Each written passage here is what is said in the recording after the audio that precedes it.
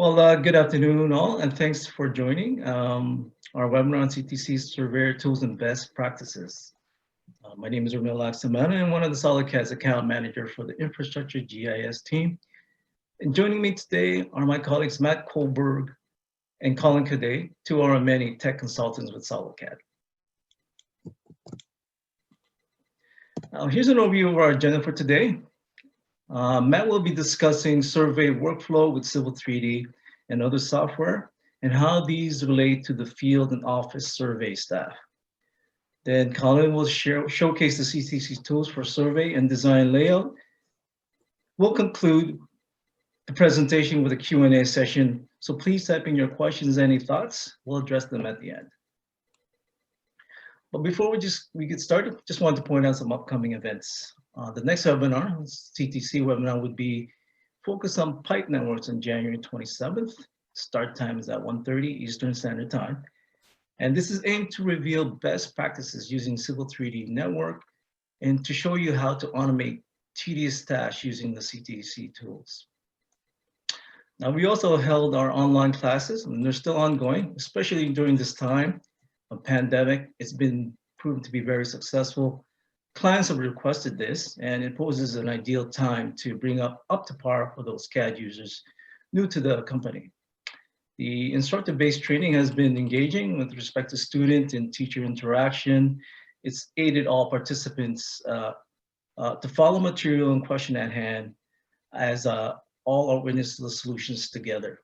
Now, for more information on these, please reach out to your sales rep and to reserve your spot. Or alternatively, you can just visit solidcad.ca for other events, courses, and general info. So you've known SolidCAD, and what we provided. We're your Autodesk reseller that kept a platinum partner status for well over 25 years, and this is the highest. We specialize in technology that helps support clients in industries such as architecture, engineering, construction, civil, infrastructure, and manufacturing. We provided services in consultation, training, workflow assessment, and technical support. And with this, SolidCAD has delivered solutions to help maximize ROI for your technological investments. We have a dedicated combined team of 11 specialists that are located coast to coast, ready to assist you in various time zones. While Matt is hailing from BC and Colin located in Ontario, we also have staff and training facilities and offices spanning across Canada. So SolidCAD has incorporated CTC as part of their product line only because we wanted to be partnered with the industry leaders in productivity tools. Since 2010, CTC has developed rich add-ins for Revit and Civil 3D and established membership with Autodesk as part of the developer network. They were setting the pace for developing BIM and SIM technologies and software services. CTC tools are used more than 64,000 users worldwide and in more than 75 top firms in the United States alone. We've listened and put forth upon clients' request a newly developed tool that will be coming out shortly, Earthwork Processor. Now, this tool will allow you to generate variable depth subgrade services and result in cut and fills from just a few inputs. It will allow you to label, table, hatch, and export the results all within a click of a button and specific to your standards. This is something that's not easily done in Civil 3D and falls short out of the box. Now, it will be part of the same suite as the survey tools that we'll be presenting today. And when it's added, there's no additional cost to get access to those tools. Look out for that and other enhanced tools that will be coming out in the near future. So with that, I'll hand it over to my colleagues, Matt and Colin, for our demo on CTC survey tools and best practices. Gentlemen. All right, thank you very much. I will take over.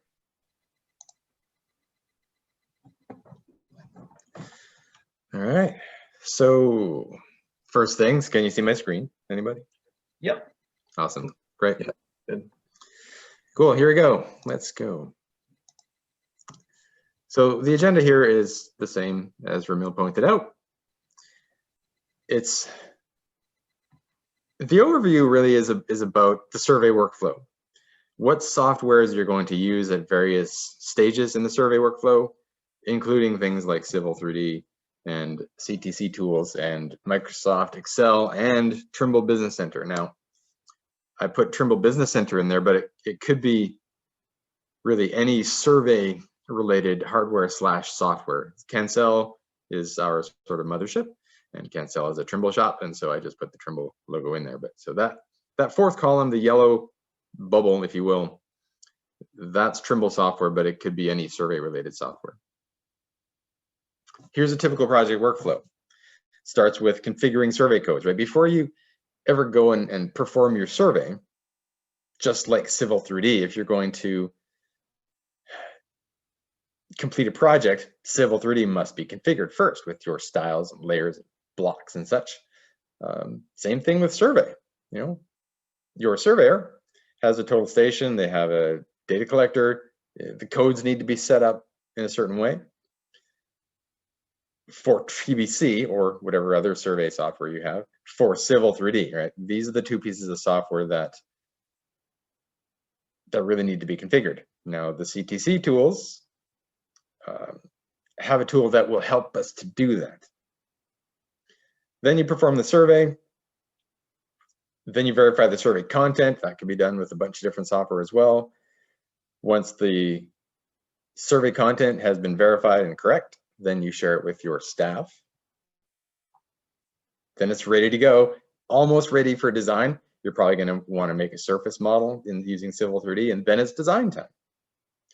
Once design is finished and approved, then it's really time to lay it out in the field. Let's say it's a road design. And then finally, when that's done, you typically will complete an as constructed survey, and that will be shared amongst the surveyors and the designers. And then ultimately, it'll probably go to the city. So that's the overall.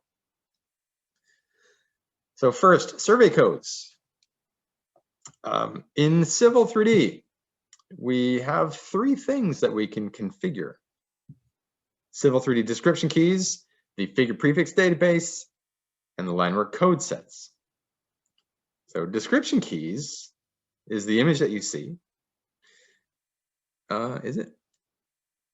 Yes, it is. Essentially, that turns your surveyor's raw code into whatever you want it to be, really. For example, when a shrub has been picked up by the surveyor, they might use a code such as SH.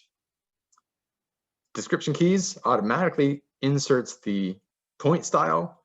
It changes the word shrub into maybe something else. You know, some surveyors like to use numbers like 14, for example, for edge of pavement. Well, 14 doesn't mean a lot to everybody. So 14 is the raw code, edge of pavement is the full code, and that's what description keys can give you. Figure prefixes are very similar. However, they're responsible for connecting your line work automatically, right? Description keys are for points, figure prefix database is for your lines.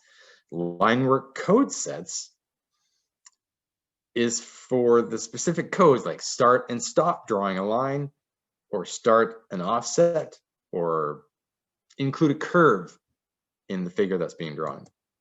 I'm just going to quickly switch over to Civil 3D here for a moment.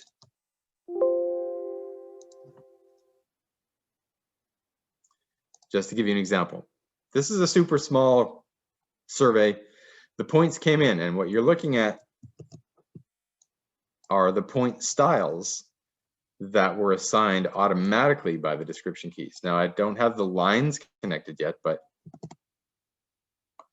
when I bring the survey in properly, lines do get connected. And in fact, this drawing shows the lines connected. And so the lines are the figure prefix database. And so those things are configured here in your Civil 3D file. Description keys are here under description key sets. Figure prefix database is done in the survey tab. Now I'm using the British Columbia MMCD Civil 3D template. And this is your figure prefix database. All the lines, sorry, all the survey codes with these codes will automatically be connected by lines. We have to choose, are they break lines or not? What layer do they go on? What style should be assigned? Okay, so That has to be done inside Civil 3D. Inside something like Trimble Business Center, they call it a feature code library. And that image that you see on my screen, that is very typical of the TBC feature code library. When you create a feature code, like CB for catch basin or EP for edge of pavement, you have to tell it, is it a line code or is it a point code? And then you have to tell it a bunch of other information. So the surveyor and the Civil 3D tech have to be in sync. You have to basically speak the same language. You can't have the surveyors using some codes and your office staff using other codes. And it takes time to create these codes and maybe make edits to them later. That's where CTC comes in. They have something called the template manager. The template manager, basically, it doesn't work with TBC. It works with Civil 3D. So Civil 3D quite often is the start point for creating these codes. And then Surveyor sort of piggybacks on our decisions. So that's where CTC comes in. That's the template manager. And here's the slide. And Colin is going to take over. Thanks, Matt. Yeah, like Matt was saying there, obviously there are a ton of different codes that need to go in and create our various point styles to represent something like a building corner or something like that, or a shrub or a tree. There's a lot of blocks that need to go in, and that's where we can use our description key sets for. Also, like Matt was saying, the figure prefix database is responsible for connecting all of the codes to create the edge of buildings or something like that. Unfortunately, while managing those, and I'm just going to steal the screen here and toss it over to Civil 3D. Can you see my Civil 3D there? Just before I get started? Yeah, we're good. As we get into something like the figure prefix database, and I've got a slightly different one, but again, just as intricate, and we're taking a lot of different codes in here. And this isn't my computer being slow. As you start to add a whole bunch of codes in here, this becomes a really clunky interface. But really what it is it's just, I mean, it's an Excel-like interface. And that's what CTC has done, is they've taken this interface and they've allowed you to export it into Excel to be able to manage all of that stuff a lot faster. So here's what it looks like. That's coming out of our survey template manager, and more specifically, our figure database. So this is coming from the Sim Manager suite in this case. The rest of the tools we'll talk about today are coming from the Sim Project suite. But as I go through this, I can simply just export a figure prefix database. It opens up a little bit of a window here, and I pick from the 3 that I've got. I was using that CTC one, and I'll export. It drops it in here. Figure prefix database, and I'll save that. It automatically bumps it open for me if I want to. And I'm left with an Excel version of exactly what was there. Now this is really nice because it is Excel. So as I say, hey, I want this to be, yes, I wanted a break line. Well, I need all of these to be break lines. Or actually this one, we've got little drop downs to make sure that we're inputting stuff that can still be read back in Civil 3D. But we can click and drag. I could take any of these and I could simply delete that. And now we don't have that figure prefix style in there. I could copy and create another one very, very quickly. Let's call this BLD. Do we want this to be a break line? We can quickly select yes. We could pick a layer. Even all of our layers come in from Civil 3D, and we can select from here. In this case, way the heck down here.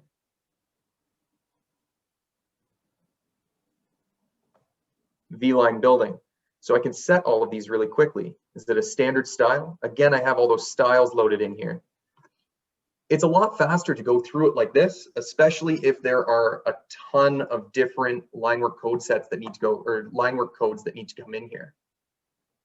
Once we do that, I'll save and close it down, and we can bring that back into Civil 3D very quickly through the create edit figure prefix database. So 2 commands, one to extract and one to drop in.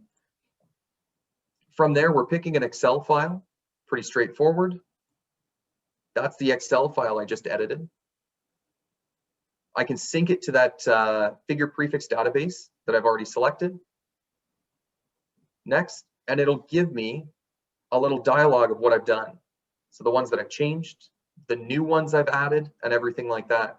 And it would show up any errors as well if we ran into that scenario.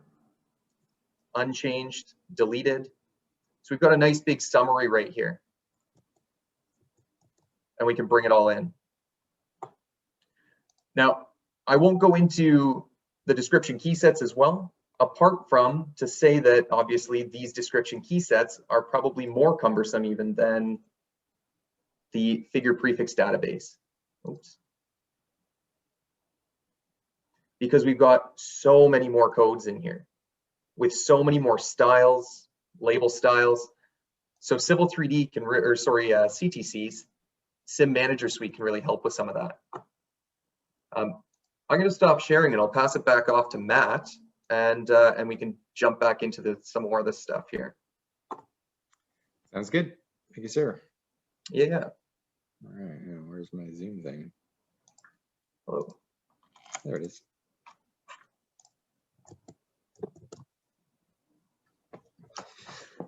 All right, so once things have been configured on both sides of the fence, the Civil 3D side and the Surveyor side, then the Surveyor can just perform the survey. So that's not much for us to talk about today because that's the Surveyor's part. Once they're done with their survey, they need to somehow get the survey into a state that's shareable, essentially. Now, there's ways to do this. Like when you survey, you can make edits to it either, let's say, in the Trimble software or the Civil 3D software or whatever. If you decide to just take the survey as is, send it directly to the office staff or even just you, for example, if you're the surveyor, bring it into your own Civil 3D. There's ways to share that survey. You can share it via CSV file. You can share it with the FBK. FBK, if you're not certain what an FBK is, it's a fieldbook file. It is essentially Autodesk's raw observational survey file type. CSV is just a simple coordinate file. Now, here's the scenario. A surveyor will get hired by multiple different consultants, and those consultants very likely have their own idea how their description keys and how their figure prefixes are configured. And quite often, they will request that the surveyor use the consultant's code list. And most of the time, the surveyors will say, you know what, forget it. You hire us because we're efficient and we're accurate. If you ask us to use different codes, we're not going to be as efficient. You know, their own internal system relies on them using their own codes. And so my point is, try not to ask surveyors to change the way they code because they're efficient with what they do. Better, get them to send you their own list of codes and whatnot. You can convert them yourself using the CTC tool called the point file converter. What this does, it takes their codes, converts them. You do have to do some configuration. You have to say, okay, column A, these are their codes, and column B, these are our codes, match them up. And then whenever that surveyor sends you codes, the CTC tool will be able to convert them to your own list. And so that is Colin again. Right on. Thanks, Matt. Sure thing. And that's one of the huge use case scenarios for point file converter. Now this is included in the Sim project suite, but it's really just its own standalone app when it's talking about converting Excel files. It's a really glorified, well thought through find and replace sort of thing. And we're going to be able to find and replace something like a numeric point coding system that a surveyor might have, and they're very efficient with that. We can find and replace all of that stuff with all of the back of curbs, building shots, things like that, that we've already got set up in our description key sets and our figure prefix databases, so that they come into Civil 3D a lot better. One of the other huge use cases here is kind of surveying just in that one standard, like we just talked about, but setting things up so that they can be processed in a variety of different softwares, talking about Civil 3D versus Trimble Business Center versus MicroStation. All of those have a version of creating a surface of some kind. A surface is obviously the Civil 3D functionality of it, but all of them deal with points, and all of them use that point data to create a form of a surface in a slightly different way. So that's what this point file converter can do, is to help convert all of those point files into a usable format for whatever your next step in your workflow, your survey workflow is. So I'll steal back the screen here and toss it on mine, and we'll take a look. So we have the point file converter right here. Now we also have it just on our desktop as well. If I were to minimize everything, see, it's just its own icon right here. So I could open it up right there as well.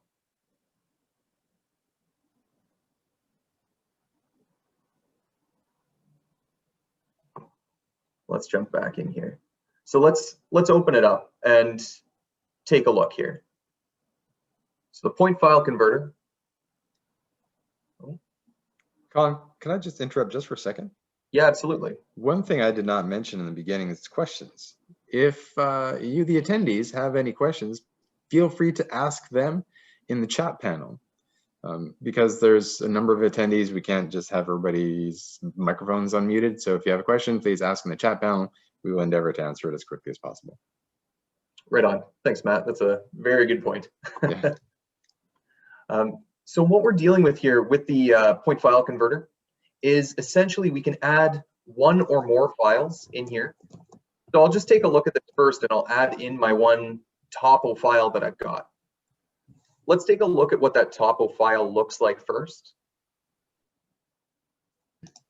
Looks like I've opened up a couple sessions here.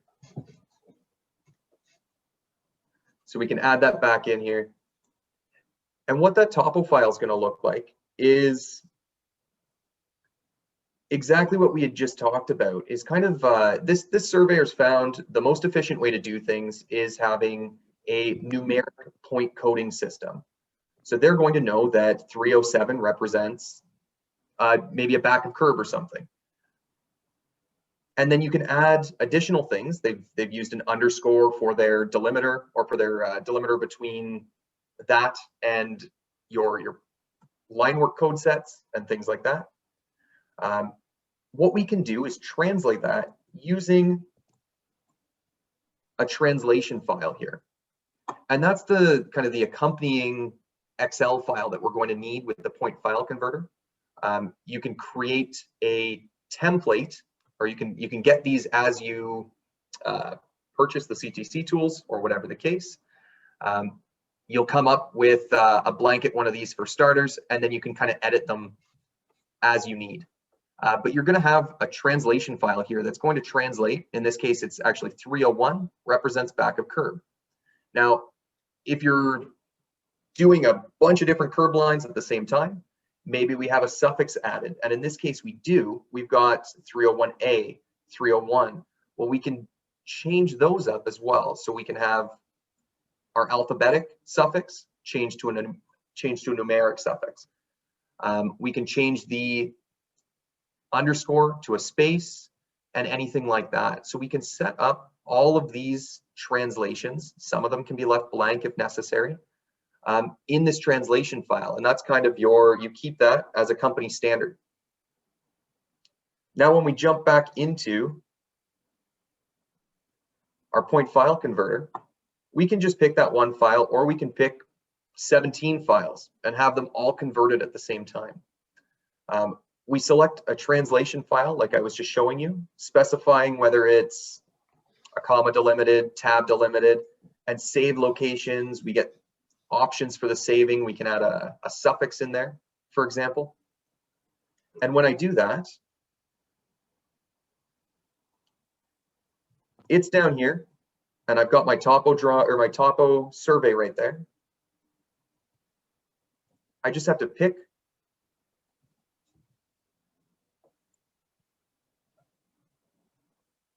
my translation file, and I can hit convert.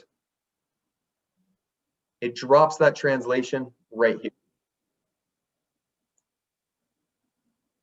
And we can see the converted translation file if I open that up. So this is really handy for a number of different scenarios to be able to jump back and forth between different surveyors, different code styles, and is kind of the other side of the coin when we're talking about this compared to the survey template manager. So we can quickly address all of our survey templates with our description key sets and our figure prefix database. This is like the funnel that makes sure that everything adheres to that nice big list of description keys and figure prefixes that we've set up. And now you can see the translated files. So your CLB versus your,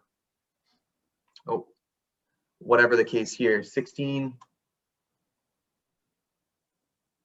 was just 301, whereas row 16 here is now BC. So it translates everything really nicely. Once we take that and import it into Civil 3D, I guess I'll let Matt take this back here just so we can get a slide up and going. Okay. So I'll stop sharing. So once we get this all up into Civil 3D, we've imported our survey data because at this point we've got line work codes and we want to make sure that we're actually importing all of that line work as well. So those survey figures. We're going to be able to address and edit all of those survey figures as well, but I'll let Matt take it away here to, yep. Thanks. Right, so, do this already? No, we did that. Okay, so once the survey comes in, now these last couple of slides sort of could be in any order. You know, to be honest, we were talking about the order of these slides just before this thing started, and we decided to put the point file converter first and this one next, but really they're both sort of done in conjunction. See, this page is about verifying the survey content. So when you go out and survey, there's inevitably a few things that must be modified. I don't want to call them mistakes necessarily, but I mean, that could be possible. But sometimes things have to be modified. You know, let's say you're doing a traditional survey with a total station and a rod person. Rod person's trying to pick something up behind a van, and they have to raise the rod a little bit. Instead of 2 meters, it has to be 3. That's supposed to be noted down someplace, but it isn't always. And so now you have a busted rod height or even a busted instrument height. Now, TBC or your other survey software is in all likelihood the best software for that. So our surveyors will bring their survey into TBC. They'll fix whatever they need to fix in there. They'll adjust the line work in there as well, if that's what they're doing with TBC. And then that survey then goes into Civil 3D. If you want to skip the survey software, you can do that directly in Civil 3D. So let me switch to Civil 3D now. Here's our survey that came in via a fieldbook file. And here's the survey database. We have something called setups, right? This is where the instrument sat and took a bunch of shots. And so what you can do, right, when you're surveying, you have to specify an instrument height. Now, you never ever see 0 at an instrument height This file came from Autodesk, and I'm not really sure why it's set to 0, but it is. Typically, this will be 1.5, 1.32, whatever. They measure from top dead center, if you want to call it, of your survey equipment down to the monument or whatever you're setting up on.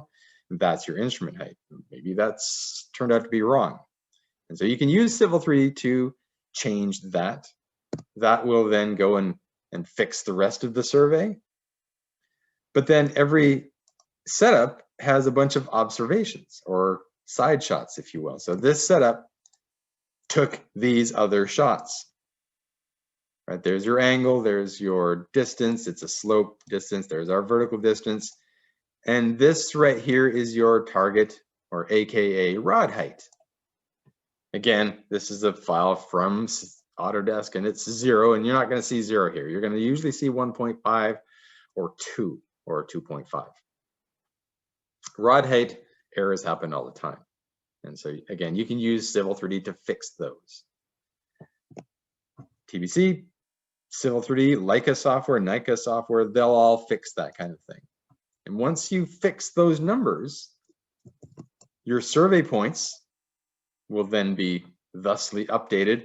And when those are updated, then your figures, your lines, right? These cyan guys that you see, those are a result of the survey points, and those are called survey figures, and those get updated as well. But there's always something you want to do in addition, right? These lines come in and that's great. But when you survey, it's nearly impossible to get these lines to 100%. They are created automatically, which is fantastic. It's going to save you tons of time. But there's always edits that have to be made to those survey figures. Civil 3D can make those edits. You didn't hear it from me, but it's clunky sometimes to make those edits using Civil 3D. Is doable.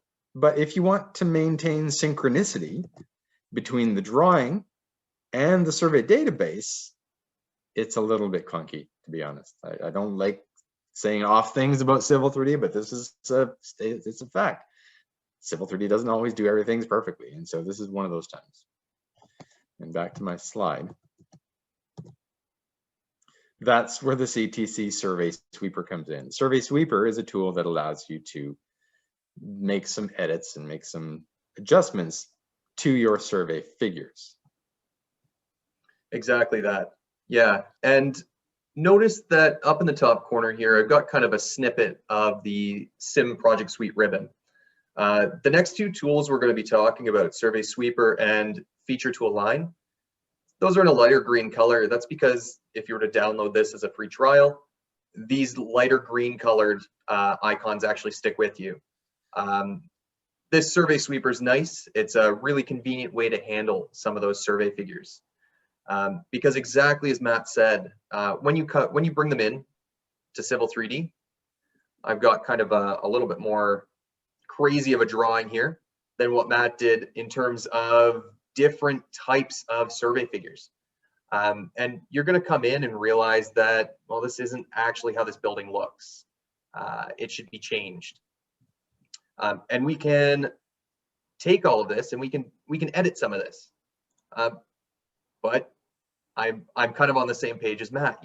It takes a little bit of finessing to create these things and make them work a little bit better, these survey figures.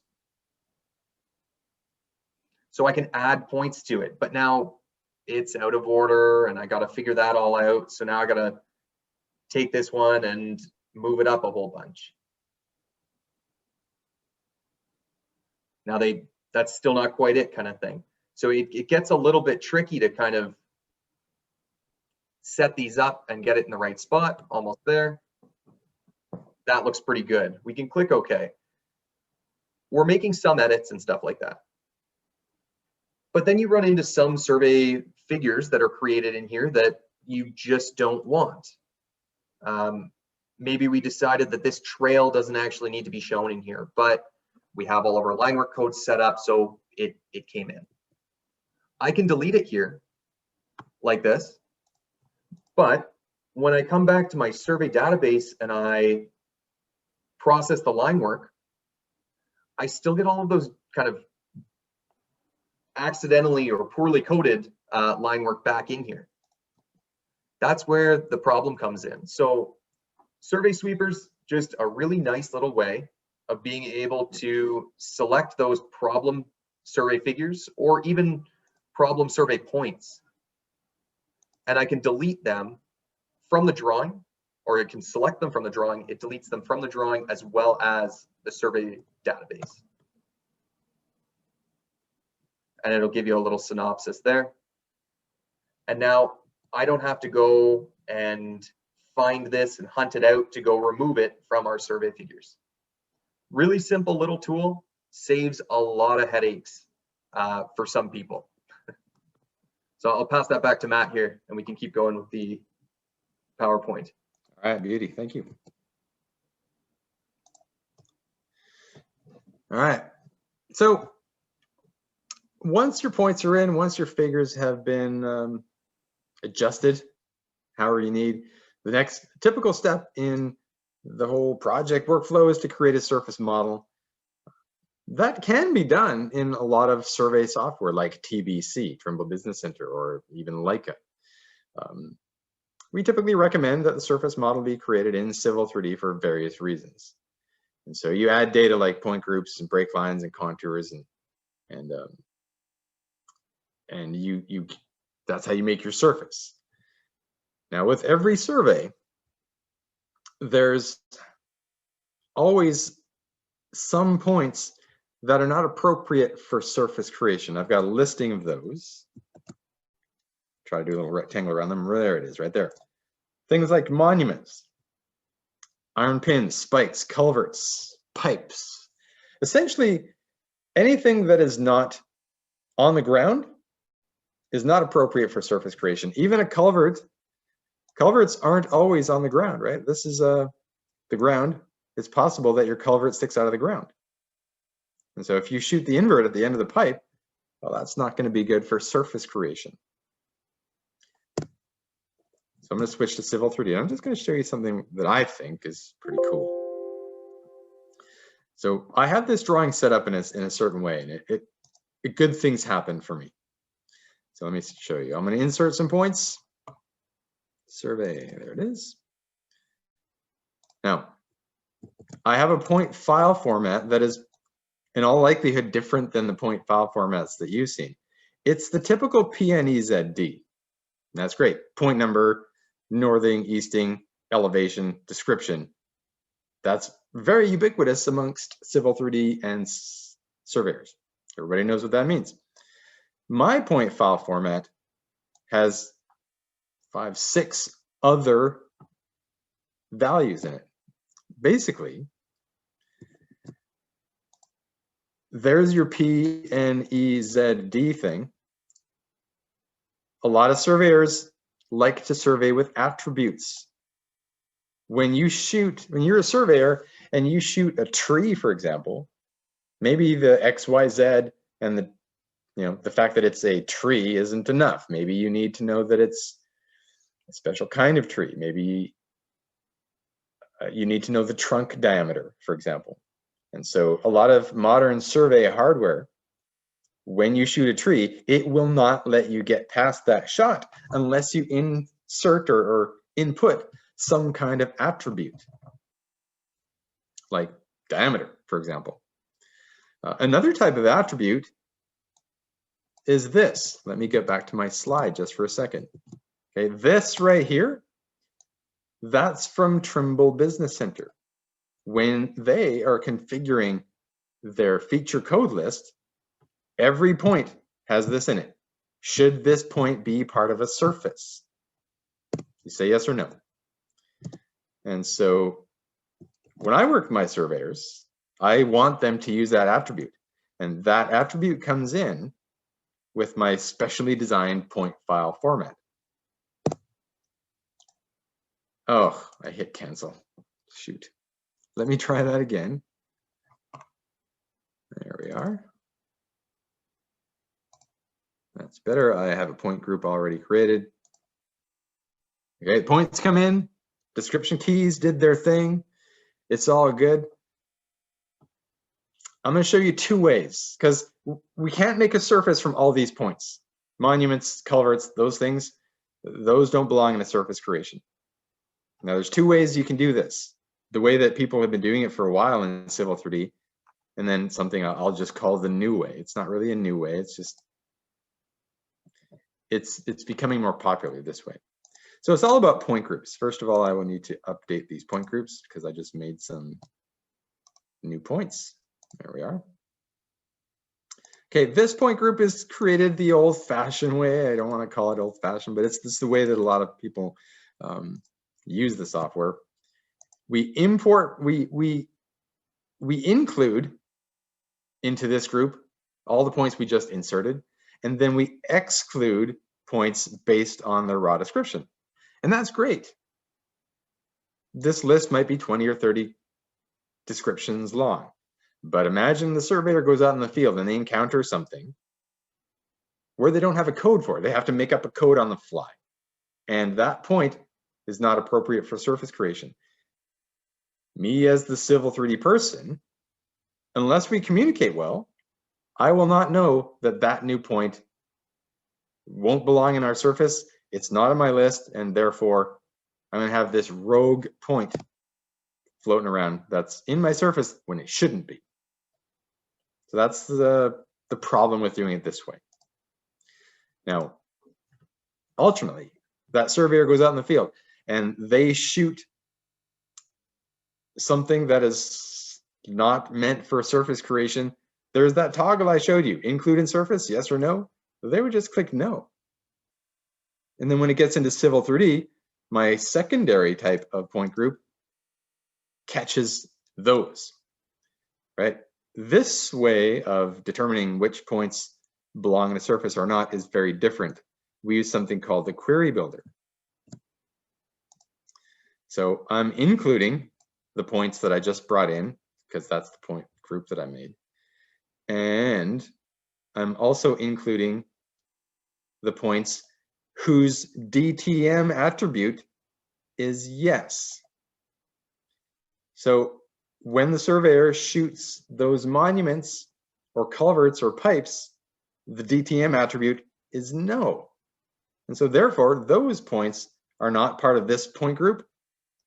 And therefore, this point group only contains points that we need. And we do not have to manage the exclusion list. So once this is set up, it's actually quite a very efficient method. Now I will show you one more thing, sort of a sidetrack. What I like to do in my Civil 3D files is I like to pre-configure as many things as possible. Okay, that surface lives in my Civil 3D template. It has no data until you start importing points. That surface also has this point group attached to it.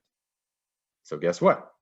The second you bring points into your drawing, they become part of my desired point group. And they're already part of this surface. And guess what? That surface is set to rebuild automatic. So when I bring points in, all I have to do is update my point groups. The point groups update, the surface rebuilds, and the surface is just there. The surface is just built. Don't have to do anything. And as you can see, my monuments are not included in the surface automatically. So if you want to learn more about that and a bunch of other techniques, Colin and I are more than happy to help you and your team in the future about those things. So let me go back to my slide deck here. Next step in the whole workflow is the design, and I'm not going to talk about that at all because you got your surface. Now it's design time. This is a survey webinar dealing with CTC tools. And so next up after that is, once the design has been completed and approved, it's time to layout or to perform the layout. Civil 3D, the design is in Civil 3D, so we have to get it to TBC or Leica. So Civil 3D typically exports land XML for use in survey equipment. That RXL and the TTM files, those are Trimble files. Leica might have similar file types as well. That goes into TBC or Leica. Then the surveyor goes out in the field and then performs the layout. Now the thing is, a lot of surveyors, no, sorry, a lot of designers in Civil 3D like to do grading, or they like to create their design using corridors or feature lines or extracted feature lines from corridors. Those don't always go into the right thing when you export them as land XML. Surveyors like to lay out alignments with profiles. And a feature line is sort of a combination of alignment and a profile, but it's not an alignment and profile. We often like to get feature lines to an alignment and profile so that the surveyor has an easier time laying them out. And that's where the CTC tool comes in. Thanks, Matt.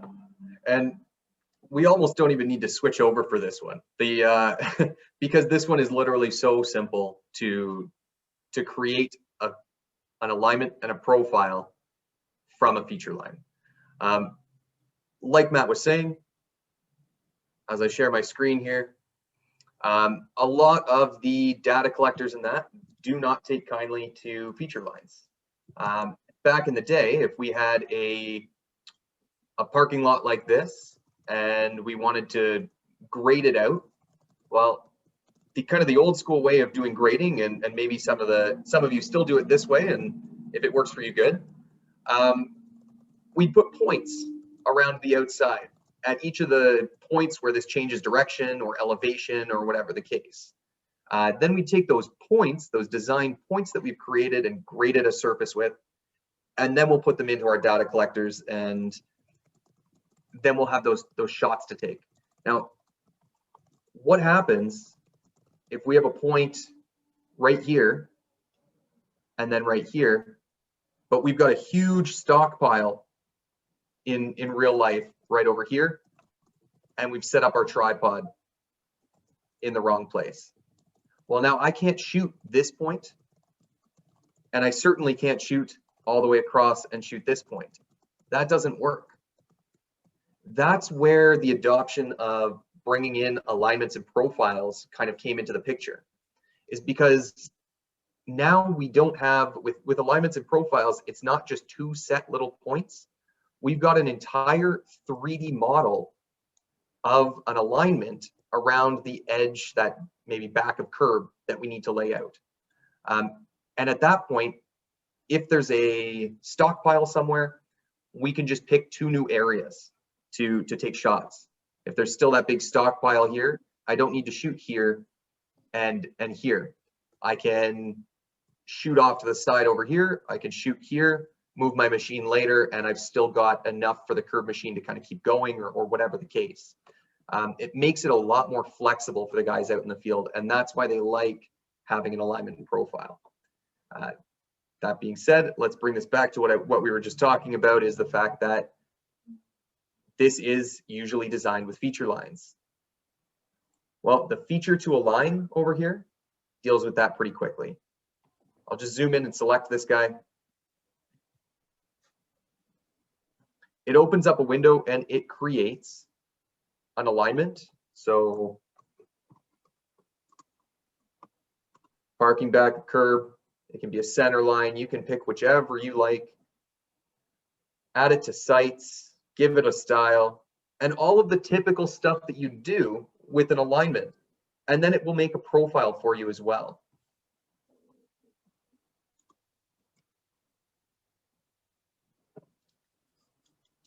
We can give the profile a style at that point as well, and everything.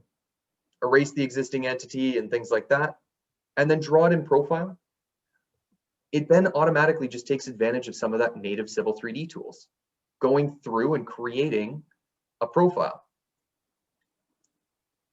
And then very, very quickly, we can just drop in a profile of everything that's going on that back of curb. So the native way to do that is a big pain in the butt to extract these elevations or create a surface, extract the elevations, explode things, and eventually get a layout. Because you're looking for a layout profile, you're not looking for a surface profile. You can't do that same sort of stuff with a surface profile. So this puts it as a layout profile and an alignment ready to go to be exported with that land XML. Again, it's one of those free tools. It's very useful. It's very simple. It just saves us 20 minutes worth of time every time we use it. So I'll pass that back to Matt. I'll stop sharing here, and we can wrap up the rest of this. Thank you, sir. So after it's been laid out, then what? You know, there's no more fancy CTC tools. Really, it's just I just wanted to throw this last thing in just to close the loop on the whole workflow thing. Just before I talk about this slide, Brian asks a question in the chat. Says, when importing a CSV file, and I answered it in the chat too, but I'll answer it live. When importing a CSV file or other survey file into Civil 3D, is it better to import the points of the drawing, I'm paraphrasing, or create a survey database in the tool space? And really, it highly depends. If you want Civil 3D to connect the lines for you, or if you've been given an FBK file, you have no choice but to use the survey database. If all you want to do is bring points in, then you have a choice. Bring the points into the drawing or bring the points into the database. Why would you want to bring them into the database? Well, having points in the database, it makes it a bit easier to share the points amongst multiple DWG files. Okay, you cannot data reference survey points or COGO points in Civil 3D, so having that database makes it a bit easier to share points amongst multiple drawing files. It comes with its own idiosyncrasies as well, but it does make it a bit easier to do that. So that's your answer. If I can add to that, Matt, Yeah. It also offers a little bit of rate protection too. If you're importing the points, you import just points and you're able to move them around and stuff like that still. If it's brought in through a survey database, it actually locks those points. So you actually have to think about unlocking those points and then manipulating. So it offers a little bit more right protection if you're sharing this amongst multiple designers and maybe a junior designer that just started out in your firm. We have a little bit more security to keep that survey information valid. Yeah, Totally true. Back in, I think, 2006 or 7, when the survey database was introduced, that's what Autodesk said. They polled a bunch of surveyors and they said, well, we want to keep our data safe, and having the data outside the DWG made the most sense. Right. So the last thing you typically do is, as constructed survey, whatever it is has been constructed. Surveyor goes out, performs the survey, brings it back, shares it with the office staff. Civil 3D will then import that secondary survey, adjust the model. Probably you wouldn't adjust the surface model, maybe you would adjust pipe inverts, things like whatever you have to do. And then you submit your final as-built design to the city, however they want it. It could be paper drawings, it could be XML files, it could be whatever, but that's typically the last step. And then it's the city's responsibility. They can perform their own sort of asset requirement analysis on it. Now, just before the questions, there's only one so far, but these webinars are typically uploaded to the tube, as Colin likes to call it, to YouTube a day or so after today. I'm not exactly sure. It's going to be sometime next week. You'll see this on the SolidCAD YouTube channel. If you have any questions, feel free. We've got 4 more minutes left. Feel free to ask them in the chat. We will definitely answer them. If not, jot down mine and Colin's email addresses. Those other names are the other civil people on our team: Jay, David, Prem, Max, and Martin. Got a great team of guys. Should have added a couple more. That is true. We've got a big team. These are the primary Civil 3D folks that we have. Anything else from Colin or Ramil, for that matter? Nothing from me. I think Ramil wants to wrap things up a little bit there. Good. Yeah, we've got 4 minutes left, or 3 minutes. So Ramil, feel free to share your own. He's doing it. Nice. There we go. Thank you, Matt. Thank you, Colin. For more information on these products or any licensing, please reach out to your account reps or give any one of us a call here, as you see. Technical questions that do come up in a couple of days, yeah, don't hesitate. I have Matt and Colin, they'll be ready to assist. And we can also provide a dedicated demo for the rest of the team to illustrate how these tools can streamline your workflow. Just let us know. And again, as Matt already mentioned, this will be available in our YouTube channel in a couple of days, along with the previous ones that we had recorded.